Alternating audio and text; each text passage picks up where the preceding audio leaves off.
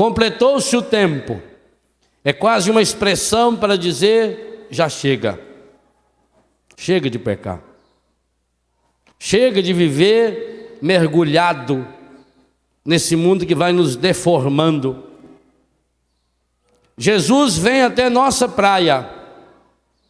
Quando a gente fala isso aí não é minha praia, significa é um assunto que eu não entendo muito bem. Jesus vem até a nossa praia, lá aonde a gente está gastando o nosso melhor para nos anunciar: completou-se o tempo. Convertei-vos e crede na boa nova, no Evangelho. O que é que significa crer no Evangelho?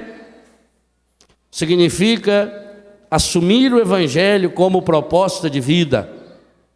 Nós cremos em muitas coisas e em muitas pessoas. Todas as pessoas têm fé, todas. Os ateus têm muita fé. Inclusive têm fé em gente estranha, em gente desconhecida. Nós também temos fé em pessoas estranhas, em pessoas que a gente não conhece, que a gente nunca viu. E você tem uma fé a ponto de arriscar a sua vida. Eu viajo de avião toda semana, às vezes 3, 4 vezes por semana. Não sei o nome do piloto. Podia ser um daqueles rapazes lá que treinaram o voo em outro lugar, né? Bater em prédio. Eu não sei. Eu confio, eu tenho fé. Você entra dentro de um ônibus, como muitas vezes eu acabo atendendo em São Paulo, meia-noite entro num ônibus que vai a Curitiba, deito o banco e durmo. E ali tem cada curva na serra. E a gente confia. Eu não pergunto o nome do motorista e nem a carteira de motorista dele. Nós acreditamos. Você chega num restaurante, pede a comida e come, e não sabe quem fez. E se o cara brigou com a mulher e disse: você vai ter notícia minha hoje? Liga na televisão aí que eu vou mandar recado. Sei lá o que ele botou na comida. Eu acredito. Eu acredito em gente que eu nunca vi. Eu pego uma garrafinha de água, água mineral. Quem pôs aquela água lá dentro? Talvez seja um inimigo seu. Você já pensou se tem um inimigo seu que está trabalhando lá e sabe que você só bebe daquela água? E ele um dia levou uma seringa escondida e aplicou uma injeçãozinha assim de veneno mata-rato ali dentro. Não podia acontecer isso? Podia, mas a gente confia. A gente confia em gente estranha. A gente acredita. A gente acredita na palavra do mundo. Basta a televisão dar uma notícia, o jornal falar alguma coisa, a gente acredita. A gente acredita na palavra de quem a gente não sabe quem é. Basta alguém inventar uma fofoca contra uma pessoa e a gente acredita. E inclusive a gente sai falando isso para os outros. Nós estamos acreditando em palavras velhas. E além de ser boa nova, são péssimas velhas. São velharias medonhas, horríveis, que nos matam, que nos cegam, que vai nos despersonalizando. E não acreditamos no Evangelho. Porque nossa vida vai mal. Porque não tomamos posse da graça de Deus. Ficamos quase igual a Ana na primeira leitura.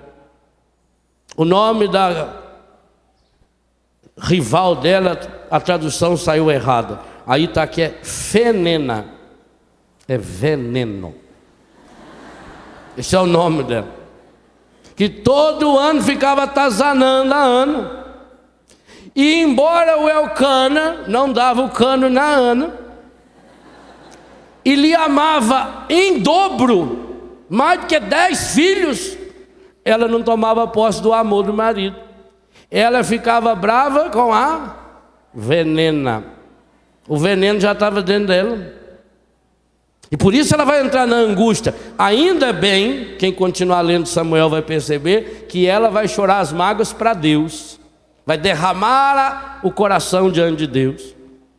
Porque nós estamos vivendo a péssima velharia, as notícias estragadas do mundo, as notícias estragadas do pecado, não tomamos posse do Evangelho em nossa vida. E Jesus, que vem na nossa praia, se apresenta para nós. Completou-se o tempo, já chega. É preciso dar um basta. Nós somos de Deus, nós não somos do encardido, nós não somos do demônio, nós somos de Deus. Mas se nós não acreditamos nisso, quem é que vai acreditar? Só que para tomar posse dessa graça, Jesus mesmo já anuncia o caminho. Convertei-vos. O que é converter?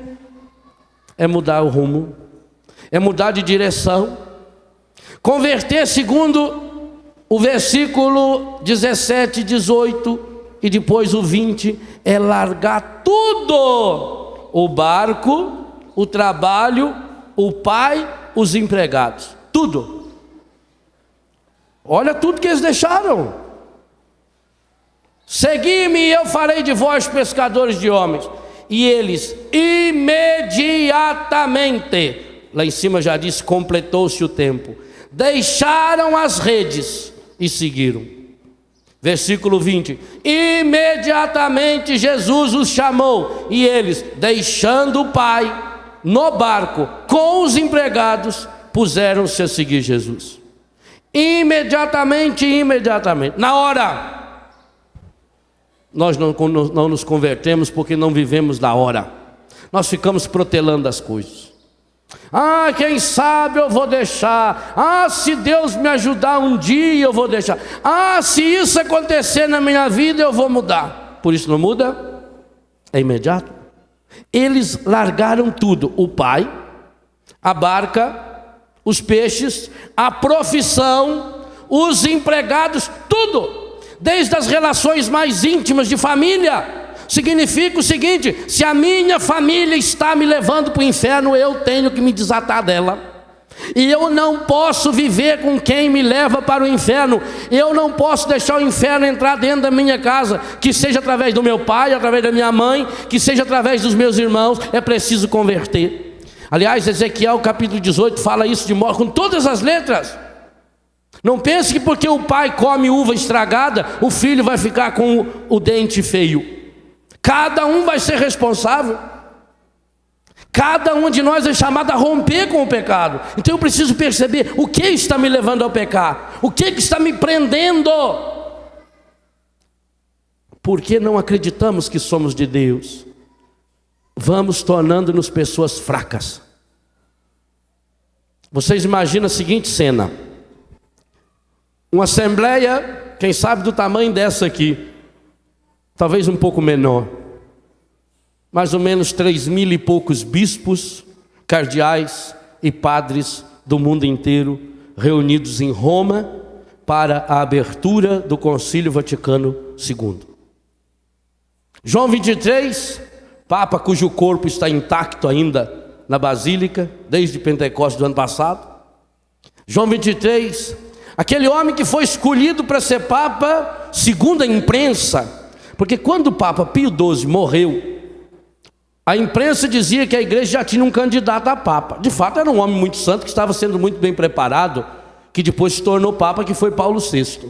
Mas como Paulo VI era muito novo, então foi escolhido João 23, o patriarca de Veneza. Um homem muito simples, um homem colono. Na opinião da imprensa, um homem que não ia mexer com nada na igreja. Ele já era meio velhinho, ele estava ali, quem sabe, por 2 ou 3 anos para cumprir uma vaga. E depois, então, que ele morresse, vinha o verdadeiro Papa. Era isso que a imprensa pensava, mas não era o que Deus queria. E João 23, aquele homem cheio do Espírito Santo, convocou o Concílio Vaticano II. E na abertura do Vaticano II, imaginem a cena, isso há 40 e tantos anos atrás. Todos os bispos vestidos a caráter, como o bispo se vestia há 40 anos atrás. Sua Santidade o Papa entra no auditório. Eu acho que não foi nem no auditório, acho que foi no saguão principal da Basílica de São Pedro. Tenho impressão. Lotado. E qual foi a primeira palavra de Sua Santidade? Ele falou em italiano. Eu não vou falar em italiano, que vocês não sabem, nem eu. Não tem jeito, né? Ele tomou o microfone, com aquele sorriso gordo e maravilhoso, ele olhou para aqueles bispos cardeais e começou a sua palavra de abertura do Vaticano II. Irmãos do episcopado, peçamos a Deus a graça da nossa conversão. Quando João 23 falou essa frase, teve bispo que desmaiou na hora. Teve bispo que se levantou imediatamente e se retirou da igreja. Lefebvre foi um deles. Desligou-se da igreja católica. Ainda hoje no Brasil há um grupo de católicos, no estado do Rio de Janeiro tem um grupo ainda bastante acentuado, que não aceita a renovação da igreja, que celebra a missa em latim. Muitos desses seguidores ainda de Lefebvre. Ele não aceitou? Onde já se viu o Papa, Sua Santidade o Papa, falar para nós bispos que nós precisamos nos converter? Conversão é para os pagãos, conversão é para os judeus que mataram o Senhor, conversão é para os ateus, mas para nós bispos da igreja, príncipes da igreja, eles não aceitaram. E não foi só Lefebvre não, Lefebvre foi mais conhecido. Aqui do Brasil tiveram alguns bispos. E se tiver alguns que não tiveram a coragem de se levantar, quando voltaram nas suas dioceses, deixaram muito claro pelos seus escritos que não aceitariam um papa fazer um convite desse. Pois João 23 estava sendo um grande profeta naquele instante, que nós precisamos repetir essa profecia hoje. Em primeiro lugar, nós precisamos olhar para nós, sacerdotes, religiosas, seminaristas, consagrados, leigos, leigas, homens e mulheres, jovens, cristãos e cristãs, e dizer para cada um de nós: convertei-vos e crede no Evangelho. Por quê? Porque infelizmente muitos de nós católicos acreditamos numa porção de coisa, menos no Evangelho. Muitas e muitas vezes, a começar de nós padres, acreditamos mais em normas que se escrevem, ou no último livro que o teólogo da libertação, não sei do que libertação que é essa, escreveu. Aquilo tem mais peso, aquilo vira evangelho do que a palavra de Deus. E exatamente porque a leitura da palavra de Deus me compromete a mudar de vida. Enquanto eu estou lendo esses outros textos que existem por aí, que fala bonita, que fala da reforma disso e daquilo, da libertação daquilo, eu estou falando de coisa que está longe. O Evangelho olha na minha cara, o Evangelho vem na minha fuça, e Jesus mete o dedo na minha cara e diz: você, eu, Léo, você, cada um de nós tem que mudar de vida, porque senão nós vamos afundar como tantos já afundaram. Isso não é fácil, não é gostoso ouvir o Evangelho de Jesus, porque nós estamos acostumados a arrumar culpados para as nossas derrotas. Somos especialistas em achar culpados. Aliás, quem nos ensinou isso foi o encardido, que já ensinou Adão e Eva. Eu falei isso aqui nesse palco.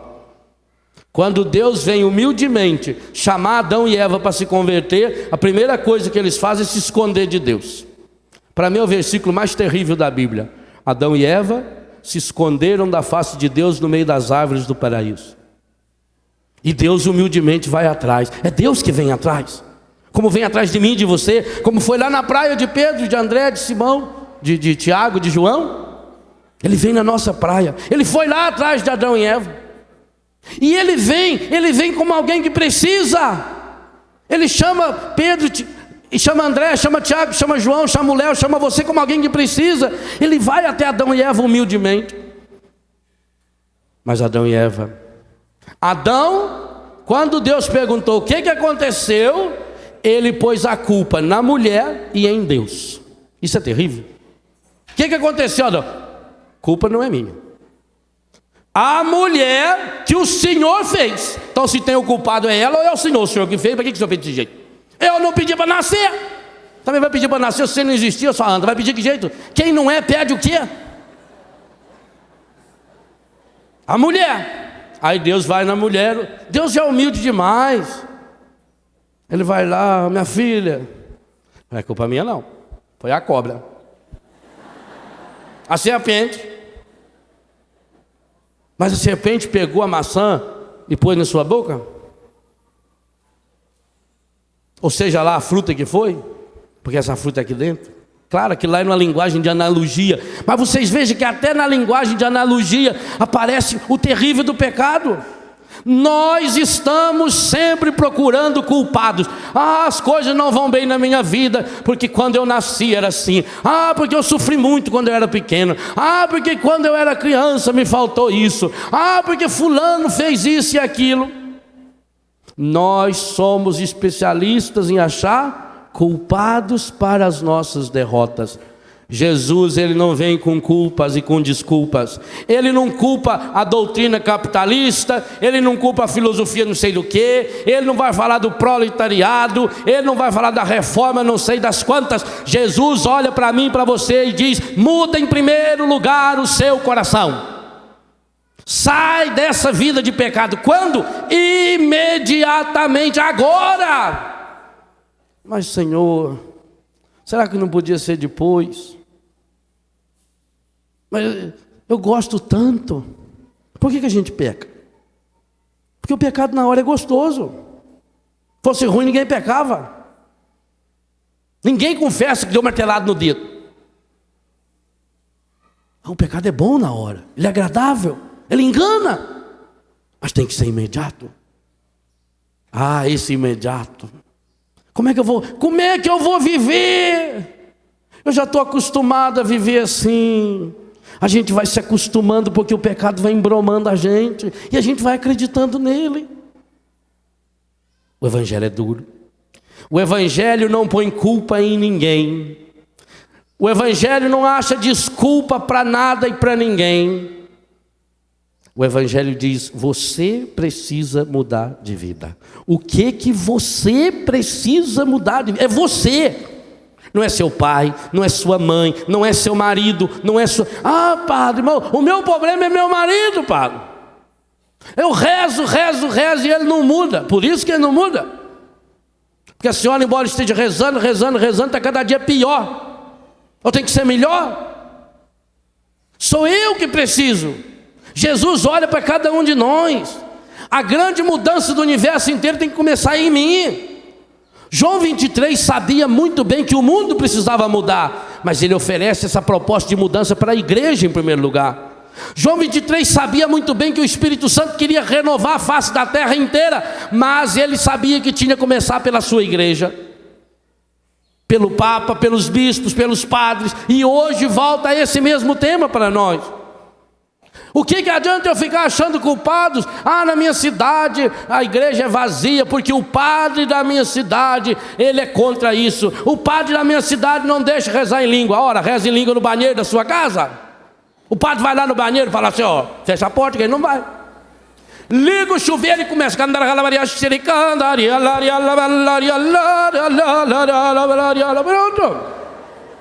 E quando for lá na igreja, reza baixinho. Ele pensa que está rezando a Ave Maria. É muito fácil eu achar culpado. Porque lá na minha cidade isso aqui. O que você precisa mudar? Então é mais fácil a gente ler livros que falam das mudanças que tem que acontecer no cosmos, das mudanças que precisam acontecer na camada do ozônio. Faz-se hoje, inclusive, grandes encontros para descobrir o que fazer para não acabar com a camada do ozônio. E eu quero acabar com a camada do pecado que está no meu coração. Porque com ozônio ou sem ozônio eu vou acabar indo para o inferno. E isso que é terrível. Hoje nós nos preocupamos com o meio ambiente, com a natureza, e não percebemos o seguinte: a natureza está do jeito que está porque eu e você estamos no pecado. O nosso pecado interfere na natureza, e isso está na Bíblia. Muda a Bíblia então. A palavra de Deus é muito claro. O povo que vai tomar posse da terra prometida, o tempo todo Deus fala para Moisés: diga para o povo, se não for fiel à minha palavra, vai ter morte, vai ter sarna, hemorroida. Está na Bíblia. Próxima vez que eu tiver essas doenças eu vou pensar melhor. Então muda a Bíblia. Doença de pele, lá fala bem claro: sarna, depois fala hemorroida, triza. Lá no seu fala as garrafadas para acabar com a triza. Se você não ficar fiel à minha palavra, o tempo todo Moisés disse para o povo: você vai perder tudo que ganhou. Insiste na palavra, fala oportuna ou inoportuna, ensina o pai a ensinar a palavra para o seu filho, está aqui. Retome a leitura do Êxodo, do Números, do Levítico, do Deuteronômio, o tempo todo, a cada 3, 4 capítulos. E Deus disse a Moisés: vai lá e fala para o povo não está vivendo bem, Moisés, desce logo daqui, o povo já fez para si um bezerro de ouro, já está adorando, corre. E o coitado do Moisés corre. Gente, o homem tinha 80 anos, e fraco, estava 40 dias sem comer, para receber a lei. Quando chega lá, aquele velhinho que era só caco, não aguentava nem as tablinhas da lei, gago ainda, nem com um gago falando a palavra eles guardaram. Que gago demora para falar que o Senhor falou que você tem que. Deus é muito sábio, ele escolheu um gago porque sabia que o povo é mais lerdo para ouvir ainda. Para um povo que é gago no ouvido, tem que achar um gago na voz. E o povo caía. E cada vez que o povo se afastava da palavra, o que acontecia? Doença, derrota, desemprego, praga na natureza. As pragas do Egito, consequência do pecado. Todas as desgraças, até os animais selvagens, a Bíblia diz que é consequência do pecado, que quando a pessoa se mete no pecado, tudo que está à sua volta se contamina. Meus irmãos, nós estamos contaminando o mundo em que vivemos, mas não contaminando com a camada do ozônio, nós estamos contaminando com a camada do pecado. E o que é terrível, estamos levando dentro de nós esse pecado. É muito fácil eu olhar lá fora tudo que precisa mudar, principalmente se eu não precisar olhar aqui dentro o que eu preciso mudar. O Evangelho dói o coração da gente, é por isso, porque Jesus olha para mim. Jesus não vai cobrar de vocês, vai cobrar de mim. A sua parte ele vai cobrar de você. Nós vamos refletir um pouco sobre isso amanhã. Somos de Deus e por isso precisamos comportar como filhos e filhas de Deus. O nosso relacionamento, a cura que nós precisamos experimentar do nosso relacionamento um com os outros. Exatamente por quê? Porque Deus não vai cobrar do outro. Você não tem que cobrar a conduta do outro. Se o outro não mudou ainda, infelizmente, é porque o seu testemunho foi fraco demais. Isso dói na gente. Então quando você olha na sua comunidade e vê que algumas pessoas da comunidade não mudaram ainda, aí você tenta achar culpado. Por que não mudou? Porque tem a cabeça dura. Não mudou porque isso. Ah, fulano desistiu. Ah, fulano recaiu. Por quê? Por culpa minha. Eu sabia que eu posso estar mandando gente para o inferno, porque eu ainda não me converti. E essa conversão é agora, é hoje. Deus tem pressa. Completou-se o tempo. O reino de Deus está próximo. E esse próximo tanto faz se é no tempo, que se aproxima o tempo, ou se é da distância. O reino de Deus está próximo. Jesus está próximo de nós, muito pertinho. Nós católicos então, esse Senhor está tão próximo que entra dentro de nós. Por isso que Deus não nos julga, não nos condena. Ele entra dentro de nós. Ele está próximo. A palavra está próxima. Hoje nós temos acesso à palavra. Graças a Deus está próximo através da televisão, através da internet, através da rádio, através das canções. Hoje você leva para casa discos, CDs, livros, fitas, está próximo. Deus está nos falando e nós estamos tendo condições de ouvir esse Deus falando. Mas quando chega na hora de cada um se perguntar: o que eu preciso mudar? Esse é o passo que nós precisamos dar. E eu digo a você, meu irmão, eu digo a você, minha irmã, comece a dar esse passo. Tenha coragem de hoje, diante dessa palavra do Senhor, diante desse encontro. E por isso que é importante, é necessário, absolutamente é fundamental, esse encontro pessoal com o Senhor. Por isso que às vezes eu desconfio da nossa fé nesse sentido. Será que de fato nós temos a coerência interior, que possa se refletir numa coerência exterior daquilo que nós somos? Será que eu tenho 100% do tempo coerência e convicção e vivo por essa coerência da convicção que eu deveria ter como padre? Às vezes, a única chance que uma pessoa tem de chegar no Evangelho é através de você ou de mim. E o que ela recebeu de nós? Você vive 100% do seu tempo como cristão? Pode dizer isso sossegado? Não, eu tenho consciência de que eu faço 100%, o meu dízimo é 100%. Ora, se não é, nós precisamos voltar para esse Deus e ser 100%. Deus não aceita 10%, 15%, 10% é dízimo do Antigo Testamento. É 100%. Jesus diz, é tudo, tudo. Eu não posso gastar um centavo do meu dinheiro, um milésimo do meu tempo, se for contrário à graça de Deus e ao Evangelho. Convertei-vos e crede no Evangelho que está próximo, significa passar a pensar como o Evangelho, a agir como o Evangelho, a deixar o Evangelho ir penetrando as articulações da minha história, do meu tempo, do meu ser. Mas para isso eu preciso conhecer essa palavra. Para isso eu preciso fazer uma experiência pessoal de Jesus, de um Jesus que se oferece a nós, na Igreja Católica, de modo palpável. Mas aí precisamos nos questionar, será que nós cremos que esse livro que nós carregamos é a palavra de Deus?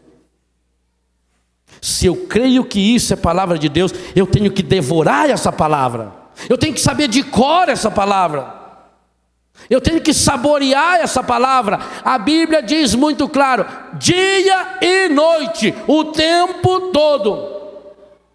Quando seu filho perguntar por que as coisas não vão bem, diga-lhe, nós fomos escravos no Egito, nosso Deus nos libertou, mas nós não fomos fiéis a Ele. Eu sou o Senhor que te tirei do Egito. Para nós, o que será que Ele vai falar? Eu sou o Senhor que te tirei da droga, eu sou o Senhor que te tirei do álcool, eu sou o Senhor que te libertei da novela, eu sou o Senhor que te libertei do modismo, eu sou o Senhor que te libertei da fofoca. De quantas coisas o Senhor já nos libertou. Enquanto cada um de nós não perceber que pelos pecados que nós já cometemos, nós mereceríamos a morte. Então eu creio que isso aí é a palavra de Deus, ou eu creio que isso é um livro a mais. Então alguma dessas coisas eu obedeço, e essas outras que está aí? E o horóscopo que diz que eu não posso ler e eu estou lendo? E esse trabalho aí de mãe de santo, que se fosse mãe de santo era uma maravilha, mas não é santo, é santo do pau oco. Pode ser até a avó dele, mas não é dele, não é ele. Não, mas isso aí não tem problema, o que tem? É que eu não queria ofender minha colega. Não, é porque você está se prostituindo, é porque eu estou me prostituindo. Credo, padre, eu trabalho numa escola, eu sou professora, só que é uma escola espírita, e lá eu não posso falar de Deus, mas eu preciso ganhar dinheiro. A prostituta pensa igualzinho. Qual é a diferença? Ela está prostituindo o corpo, e você está prostituindo o seu coração. Talvez seja muito pior, porque o corpo vai passar ainda pela purificação, ele vai ser transformado. Esse corpo vai ser transformado. Talvez aí nessa transformação apague esses pecados, essa prostituição física. Mas por quanto nós nos vendemos? Por quanto? Se eu estou trabalhando num lugar em que eu não posso viver 100% da minha fé, eu não estou vivendo a palavra. Uma vez em Foz do Iguaçu, nós perdemos a amizade e a ajuda financeira de um benfeitor, de um grande benfeitor da comunidade, porque um dia na pregação eu disse a lenha nas videolocadoras que alugam e que vendem filme pornográfico, e ele ajudava a Betânia porque ele tinha uma videolocadora, e eu disse, não quero mais, e não quero. Como é que um pai de família, como é que uma família cristã, para ganhar dinheiro, então vai pôr uma videolocadora? Monta uma zona então, é a mesma coisa? Aliás, não é tão grave, porque na zona ou na prostituição vai alguns lá. Agora o vídeo vai lá dentro da casa, pega a família, você leva o pecado para dentro da sua casa. O que eu preciso me converter? Se o meu dinheiro não é santo, se o meu dinheiro não é sagrado, eu não sou santo. E tudo que eu consegui com ele não é santo e não é sagrado. o que eu preciso mudar na minha vida? Se o trabalho que eu realizo é um lugar contaminado, como é que... porque será que as coisas não dão certo na minha vida? E eu estou no meu boteco vendendo cachaça. Eu estou destruindo família. Padre, mas eu não obrigo ninguém a fumar, compra quem quer. Na zona também ninguém é obrigado. Tanto que a gente passa em frente e continua. O que você precisa mudar? O que eu preciso mudar? É a pergunta do Evangelho. Crede no Evangelho, não no fulano, no ciclano, no beltrano. Eu preciso conhecer essa palavra, ler, saborear essa palavra, degustar essa palavra e ir deixando essa palavra que tem força, porque essa palavra é gente, é Jesus, o verbo de Deus, a palavra de Deus que se fez gente, e ir mudando a minha vida. Existem situações que o cristão não pode, e nisso eu tiro o chapéu para os judeus, porque eu já viajei muitas vezes do Brasil para a Europa, do Brasil para Israel, e viajaram comigo alguns judeus vindo da Argentina, porque na Argentina matava-se carne para vender para Israel, e Israel, para comprar carne da Argentina ou de outros países, manda sacerdotes judeus ir lá ver como é que estão matando aquele gado, porque determinadas formas de matar eles não podem comer. Uma vez eu fiquei impressionado com um molequinho, ele me fez pensar muito, aqui no Brasil, mas era judeu, com o quipazinho, aquele bonezinho, sentado do meu lado no avião, eu sentado na poltrona do corredor, ele no meio, e uma senhora que não era parente dele, ele estava com um crachazinho, porque quando viaja de menor no avião, eles põem um crachazinho, né, para a aeromoça levar e tal. Aí veio e serviu a refeição, e tinha um espetinho de carne, tinha carne branca, carne amarela, um pimentão, um negócio assim, né? Ele pediu para mim, o senhor podia, por favor, chamar a aeromoça? Aí apertei a buzininha lá, ela veio. Ele perguntou para ela, do que é essa carne? E ela disse, desculpa, eu não sei. Ele disse, obrigado. E deixou de lado. Bem, se não sei, podia comer? E eu fiquei aquilo me questionando. Um molequinho desses conterrâneo de Jesus, que não aceitaram Jesus como Salvador, mas que estão sendo salvos pela fidelidade à palavra do pouco que eles conhecem. E eu? O que eu sou capaz de renunciar? Ninguém está me vendo. Quem estava vendo aquele molequinho? A família dele não estava ali. Ele estava com um negocinho no pescoço. Além disso, a aeromoça disse que não sabia que carne era aquela, mas ele sabia que, se possível fosse de porco, ele não poderia comer. Se tivesse sido frita na banha do porco, ele não poderia comer. Ele não come porcaria, e eu como porcaria? Como é? Eu era apaixonado numa família da Assembleia de Deus quando eu era moleque. Quando eu tinha lá uns 14, 15 anos, cheguei até a pensar em ir para a Assembleia de Deus, porque eu era amigo de um rapazinho da Assembleia, e porque tinha uma menina lá na Assembleia que era muito bonitinha, eu estava meio interessado nela, né? Cheguei aí nos 3 ou 4 cultos lá, mas depois que falou que eu tinha que ir lá na frente aceitar o Senhor, aí eu não fui, né? Mas eu era fã daquela família, porque eles não tinham televisão em casa. Hoje eles já têm televisão, embora selecione os canais de televisão que assistem, os programas que assistem. Aliás, eu queria mandar um abraço muito especial para a comunidade Sara Nossa Terra. Eu recebi um cartãozinho de um grupo dessa igreja dizendo que nos assiste, e eu fiquei muito feliz com isso. É assim que Deus está sarando de fato a nossa terra, levando a palavra de Deus ao coração de tantas pessoas. Então eu era fã daquela família porque eles tinham a coragem de mudar o canal, a coragem de desligar e dizer, não, eu não posso assistir isso aí está me contaminando. O que eu preciso me converter que entra dentro da minha casa? Gente, uma família que assiste essas porcarias, essas escolas de trouxa que são muitos programas da televisão, o Faustão, o Gugu, e aqui eu estou falando o nome próprio deles, e estou falando no meu nome, Padre Léo, assina embaixo, é meu nome, Padre Léo. Porque é uma imbecilidade o que eles fazem, o desrespeito que tem com o nosso povo. Estão levando pecado e destruição para dentro das nossas casas. Agora me diga, se você não tem coragem de mudar de canal, se você é viciado num programa desse, como é que você pode querer que Deus opere transformações e maravilhas na sua vida? Por que Deus não faz milagre na minha vida? Deus não faz milagre na minha vida porque minha fé é pequena, é menor do que a minha doença, é menor do que meu vício, agora é a hora. Imediatamente deixaram tudo. O que eu preciso deixar? Talvez a pergunta que a gente precisasse fazer hoje para cada um de nós é: qual ou o que ou quem eu preciso deixar imediatamente para que o reino de Deus entre em meu coração? O reino de Deus está próximo, está muito pertinho. Significa isso? Está próximo, está aqui do lado. Está a um passo. Eu estou muito próximo desse reino. E o que significa o reino de Deus? O reino da cura, da restauração, da libertação, da transformação, da harmonia na família, da prosperidade material, sim. A teologia da prosperidade é uma teologia bíblica.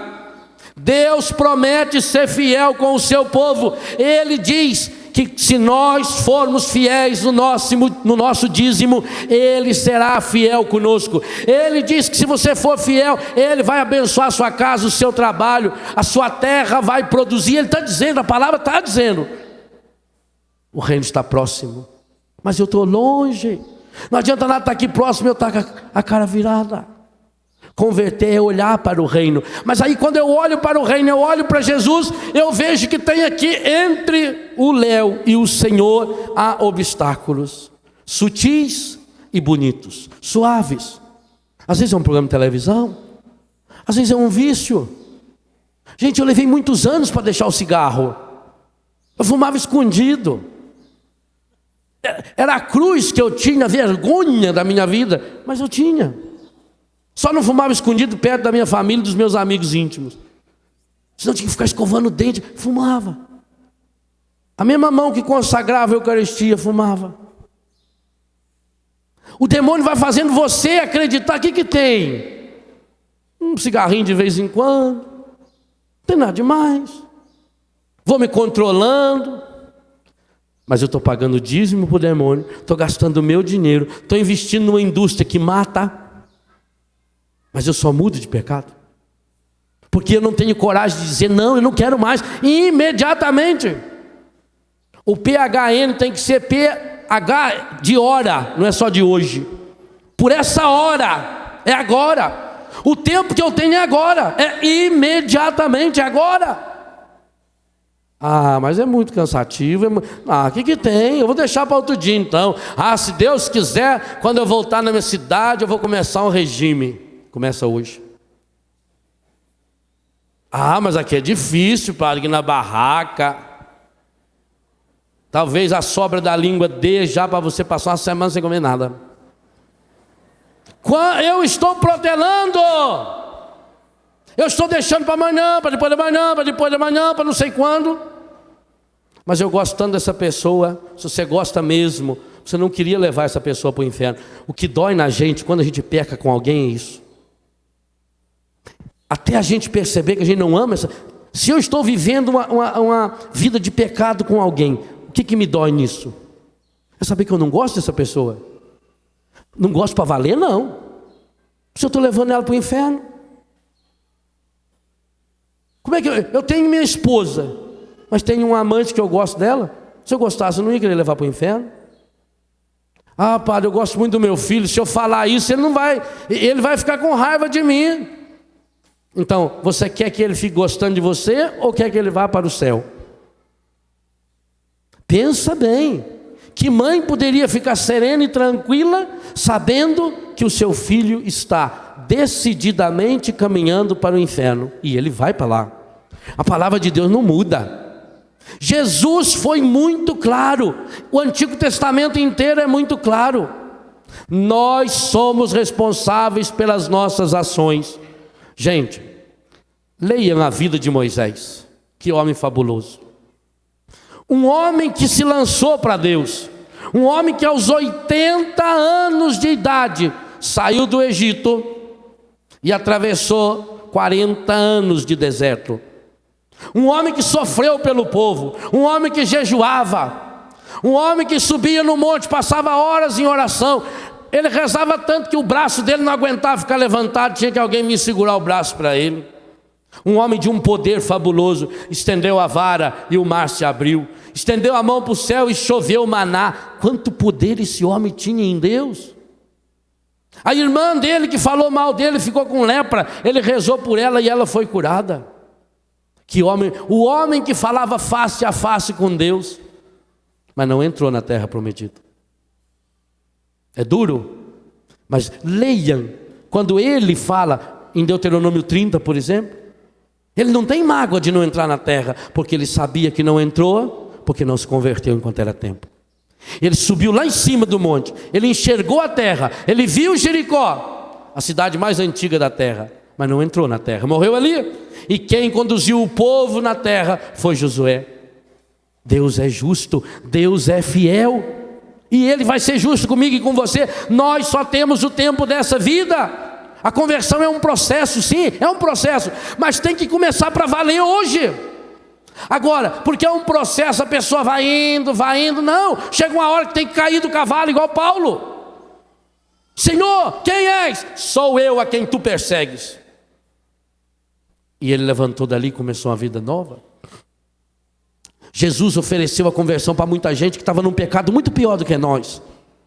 Uma prostituta pega em flagrante adultério, vai e não peca mais. O Zaqueu que vivia há tantos anos no pecado, hoje a salvação entrou na sua casa. O filho que voltou da porcaria que vivia, o pai fez festa, mas eles tiveram que tomar uma atitude. Nós ficamos protelando, porque Deus é misericórdia, porque Deus é amor, porque Deus perdoa tudo. Mentira!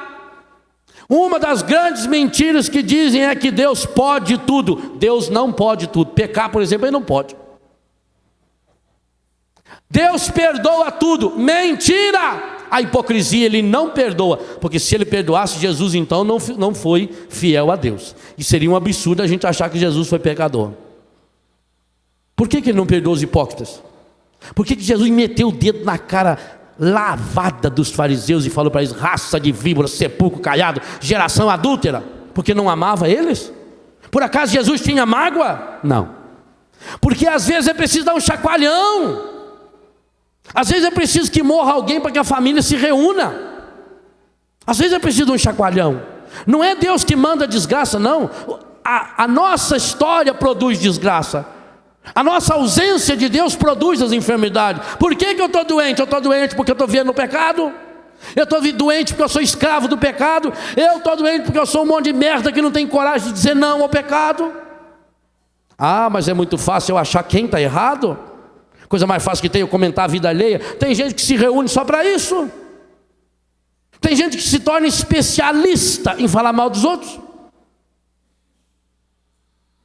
Aquela pessoa, quando ela chega num lugar, ela quer falar de alguém, mas não sabe como. Ela vai puxando assunto, ela vai contornando o assunto. Aí ela puxa um assunto, não tem nada a ver, e vai indo, aí você entra na conversa, e vem vindo, e vem vindo. E ela já está preparando, ela já sabe onde quer chegar. Ela quer chegar naquela pessoa.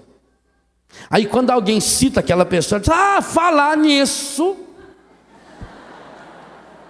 Você falou nessa coisa, então eu me lembrei.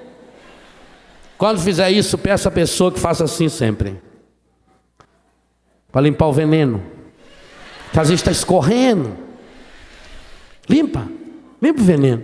Aliás, esse veneno até não é muito problemático. O pior é aquele que escorre para dentro, que vai entrar lá dentro do nosso coração. É muito fácil achar culpados. É muito fácil eu mostrar o defeito dos outros. Aliás, é uma profissão no mundo, é crítico. Quem são os grandes... Você já viu algum crítico que soube fazer alguma coisa? Cita para mim um crítico de arte que tenha feito uma obra de arte bonita. Um professor de arte que tenha feito um quadro que presta. Ele sabe aqueles rascunhos assim, aqueles riscos lá, assim, joga uma latinha de guache lá. Isso é arte moderna. É muito moderna mesmo.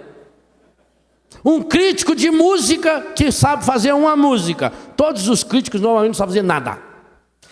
Tanto que jurado de televisão, a única coisa que sabe ser é jurado. Mais nada. Ele não produz. É muito fácil eu criticar o outro. Vai fazer. É muito fácil eu achar o defeito nas pessoas. Se você quiser achar defeito no seu pai, na sua mãe, no seu irmão, na sua irmã, na sua avó, no seu avô, no seu cachorro, em tudo você acha defeito. Mas olha para você.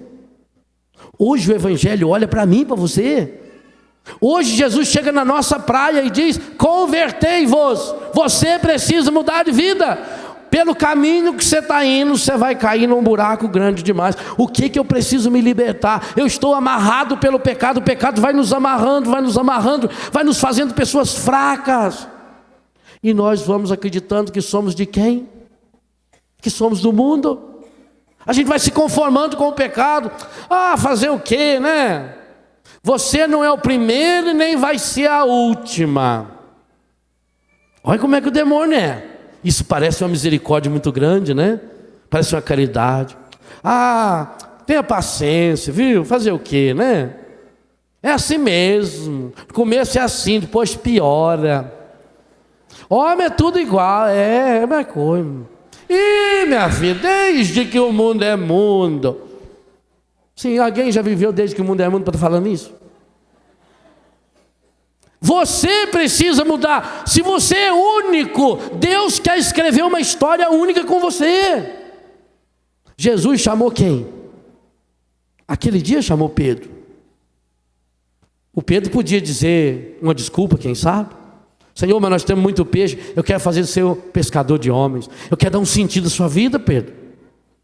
Tiago e João imediatamente deixaram o barco, o pai e os empregados e seguiram. O que eu preciso deixar? Que barco é esse que eu preciso largar? Pensa hoje nessa missa. O que você precisa que a graça de Deus venha ao seu encontro, venha auxiliar você, que você precisa largar na praia? Pensa bem, não são só coisas estragadas. Aliás, o Evangelho fala de valores. O pai, a barca, os empregados, a profissão deles. Mas imediatamente largaram. Largaram para quê? Aí está o sentido da conversão. É a terceira etapa da conversão que o Evangelho nos apresenta. Primeiro é o chamado. Segundo, deixar tudo. Terceiro, seguiram Jesus. Dos dois chamados, a resposta é a mesma. E eles imediatamente deixaram as redes e o seguiram. Versículo 18. E depois o versículo 20. Puseram-se a seguir Jesus. O que significa seguir Jesus? Seguir é ir atrás. É ter o faro. É como o cachorrinho. O cachorrinho, você vai lá para o meio do mato, daqui a pouquinho ele te acha. Por quê? Porque ele foi no faro. Seguir Jesus é botar os pés aonde ele botou. É caminhar o caminho que o Senhor já fez, é ir atrás dele, é colocar Jesus como o único que não pode ser substituído por nada nem por ninguém na minha vida. Jesus como o único necessário, é proclamar o senhorio de Jesus na minha história. Conversão é proclamar que Jesus é o meu Senhor, que eu quero segui-lo, que a partir de hoje eu não vou mais servir nenhum outro Deus, nenhum outro Senhor, custe o que custar, eu vou seguir Jesus. Está aqui, Senhor, o que eu sou, com a minha miséria, com a minha fraqueza, com o meu pecado, com as minhas limitações, eu estou aqui, Senhor, eu quero segui-lo. Enquanto não houver essa disposição interior em nós, nós não vamos experimentar essa graça que Deus quer derramar em nossa história. Mas seguir Jesus exige o rompimento. Em primeiro lugar, exige o rompimento daquilo que nós somos, tudo que for de pecado em nós. Segundo lugar, exige o rompimento das esperanças de recompensa. Sabe por que não é fácil seguir Jesus? Porque a única coisa que ele promete é que você vai ter que passar pela cruz. É fácil? Não. Jesus diz: o caminho é difícil, o caminho é estreito, é subida, é cheio de pedra. Além disso, tem um monte de coisa puxando para trás. O caminho é doloroso, mas não tem outro jeito. Se você não tiver a coragem de passar pela porta estreita, é como aquele aquário que vivia os peixinhos. Aquele aquário era uma maravilha, um aquário imenso, e estava tudo certinho naquele aquário. Os peixes grandes viviam por cima, quando caía comida eles já comiam. Sobrava os peixes menorzinhos, médios, e lá no fundo os peixinhos pequenininhos, porque além de não ter comida, os peixinhos pequenininhos sofriam, porque quando faltava comida para os grandes, eles iam comer os pequenos. Além de não ter comida, os peixinhos se tornavam comida. Então eles ficavam escondendo lá no meio das pedrinhas. Um dia tinha um peixinho daquele lá no meio, e ele viu pela primeira vez o ralo do aquário. Ficou olhando naquele ralo, aquele buraquinho, aquela gradinha, pôs o zoinho, né? O que será que tem lá? A gente sempre fica curioso. O que será que tem ali? Aí ele falou, eu vou descobrir. Aí foi tentar passar, viu que embora ele já era magrinho, o ralo era menor ainda. Então ele enfiou a carinha, deu um jeito e começou a fazer jejum. Vinha comida, ele olhava que as minhoquinhas. A gente só renuncia a alguma coisa se a gente tiver um objetivo, senão não renuncia. Quem não tiver uma meta não renuncia. Então ele renunciava a minhoquinho, farelinho, porque ele queria passar. Um belo dia ele percebeu que a cabeça já passava. E aí ele foi fazendo esforço, arranhou um pouco, machucou as costas, machucou um pedaço dele, mas ele foi.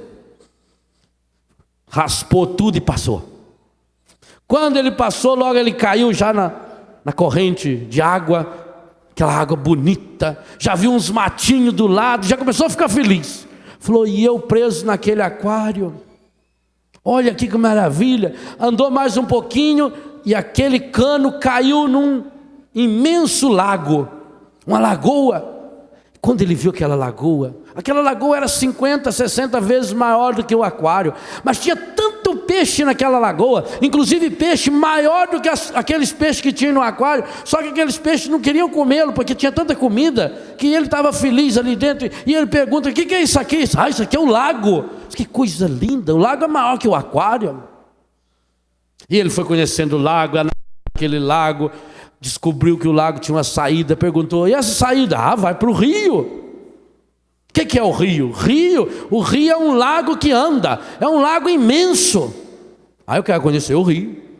E ele então foi para o rio, quando caiu no rio ficou mais abismado ainda, porque agora a água era cristalina, aquela água corria, aquela água fresquinha, aquele tanto de peixe e outros bichos, e comida sobrando, e ele vai, feliz da vida. Ele acha que ali é o céu. Aí um peixe falou para ele, nada rapaz, maior do que isso aqui é o mar. Então quer conhecer o mar, e foi para o mar. E quando então ele viu o mar, ele ficou abismado. Ele disse, como é que pode? Lá no meu aquário os peixes estão se matando, porque acham que lá que aquilo que é vida, eles têm que conhecer o mar. Eu vou voltar para o aquário, eu vou descobrir o caminho da volta, mas eu vou contar para eles que existe um lugar que chama-se mar, ou quem não quiser ir para o mar que tem o rio, mas eu vou voltar. Aí ele conseguiu localizar o rio e começou a nadar, e aí foi difícil, mais difícil ainda, porque estava nadando contra a corrente e subia aquelas corredeiras, e ele ia, e foi passando dias e meses, e ele foi sofrendo e foi voltando, entrou por riachos errados e voltava, até que chegou naquele lago, com muito custo conseguiu chegar lá embaixo do aquário. Mas aí era dificílimo entrar, porque além de ele ter engordado muito, ter comido muito, agora a água estava saindo, então ele tinha que nadar contra. E ele começou a fazer jejum de novo, começou a fazer renúncia e correr. Ele nadava para todo lado, para lá, para cá, fazendo ginástica para emagrecer logo, né? Então foi correndo, levantamento de peso, peixinho. Emagreceu, não tinha spa, né? Aí meteu a carinha ali no aquário, conseguiu entrar. Aí a turma falou, nossa, é você, rapaz. Você teve, pensou que você tinha morrido. Chegamos até a celebrar a missa 7º dia você. Vamos morrer não. Teve gente que achou que ele era um fantasma. Falou, não, é eu mesmo. Mas onde você teve? Nem conto para vocês. Conta. Existe um lago maior que o aquário. Que rapaz? Maior que o aquário não tem, olha para você ver. Não tem. E depois do lago tem o rio e tem o mar. Alguns peixinhos acreditaram nele, os menorzinhos. Os maiores acreditaram, mas olhavam para o ralo. Mas vou ter que emagrecer muito. É muito estreitinho. Os grandões determinaram, é mentira. Determinaram que aquele peixinho era um revolucionário, e que ele estava espalhando a mentira e a desordem dentro do aquário. e determinaram que ele tinha que morrer. Arrumaram uma estaca, fincaram ele, mataram na frente de todos. Mas graças a Deus, alguns peixinhos acreditaram e passaram aquele ralo. Quem sabe você pode ser um desses. Para isso é preciso perder escama, perder gorduras, perder pecado. A única coisa que impede a gente de entrar nesse mar é o pecado.